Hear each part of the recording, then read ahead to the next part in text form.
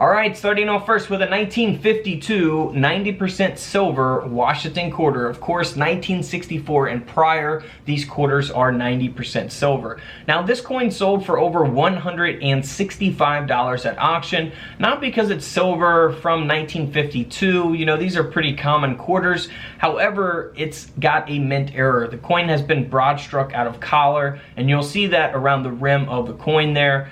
This coin is the D mint mark, so if you want to look for your mint marks on your Washington quarters from 1952, you want to look on the reverse at the bottom. Now, like I said, this coin has sold for over $165 at auction. It is graded by PCGS, the coin grading company, at a mint state 61. The coin grading scale goes up to 70. 70 is the best grade you can get. Now, this next coin here is a 1958 D mint mark, also a silver Washington quarter that has been struck onto a defective planchet. So we can see that there as we zoom in on this quarter.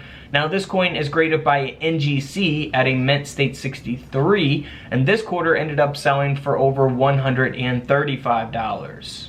Now, here is a large broad strike taking place on a 1964 Washington quarter, the last year that they produced 90% silver quarters for circulation. Now, you can see that clearly in the images displayed around the rim of the coin, and this coin is graded at a mint state 62 by PCGS. This quarter ended up selling for over $190. Now, here is a more modern coin. Of course, this is not a silver quarter. This is a regular 1972 clad Washington quarter, and this coin has a die break. So as we zoom in here on the reverse of the coin above the word United, you can see that extra metal there. So you can look for that on all your different coins, not just quarters. You know, some can be much larger than this. Some will maybe even be a little bit smaller. That extra metal there on the rim of the coin is also referred to as a cud. Now, this coin is not in the best shape. It's only graded at an AU 50 by Annex, and this quarter ended up selling for around $20 at auction. So after you pay to have it graded, not making any profit on this coin. You know, had it been a high mint state grade, it could have sold for a lot more money. Now, here is a 1973 Washington quarter that has a tilted partial collar. So this coin is graded by Annex at a mint state 60, much better grade than the last coin, but the coin only sold for around $37 at auction. So, you know, not extremely valuable there, but it is, you know, a cool mint error if you want to have it graded for your personal collection just to keep. But again, to try to sell something like this after you pay to have it graded and shipping and things, you're not making a profit there. Now, here is a 1974 Washington quarter that has been double struck. So we're getting more modern here as we go. 1974 quarter, graded by PCGS at a mint state 63, ended up selling at auction for over $335. Very nice mint error there. Now, here is a Washington quarter from 1978 that has been struck 10% off center, graded at a mint state 60 by Annex. This coin ended up selling for around $75 at auction. Of course, you can look for off centers on all kinds of different coins as well. So when I'm looking at these mint errors, these are mint errors that can happen on pennies or nickels or dimes as well. Now, here is a 1988 quarter that was struck onto a 5-cent planchet. So this is graded by NGC at a mint state 66, very nice grade. And you can see that the coin design, you know, is getting cut off. It doesn't fit onto this planchet, and that's because it's onto a Jefferson nickel planchet.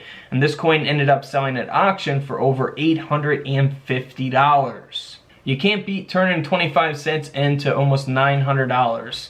Now, here is a 1998 Washington quarter, one of my favorite type of double strikes that look like this, where you can see both designs there clearly on you know, the front of the coin, and it isn't struck, you know, 90% off center or anything, that double strike. It's a really nice mint error here. It almost looks like it fits onto the whole coin.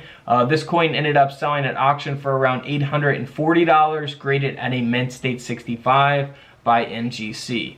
Now, here is a state quarter from the year 2000. This is the Maryland state quarter. You can kind of see the design there as we zoom in on the middle of the quarter. Now, this coin is faded all out because of the mint error that it has. It's been struck through on the obverse of the coin and on the reverse. So you'll kind of see Washington's nose and eye and hair there in the middle of the coin, but the rest of it is faded out due to the mint error. And this coin, believe it or not, sold for over $110 because because of that mint error. So always be on the lookout for things like that. Here's another example of that taking place on the 2000 Massachusetts state quarter, and it is graded by NGC, authenticated as a mint error. The die adjustment strike, again, this coin ended up selling for over $155 at auction. Now here is a state quarter from 2000. Again, the Maryland state quarter looks very normal on the reverse, but here on the obverse, we see the inner copper layer of the quarter, and that's because it's missing that outer clad layer.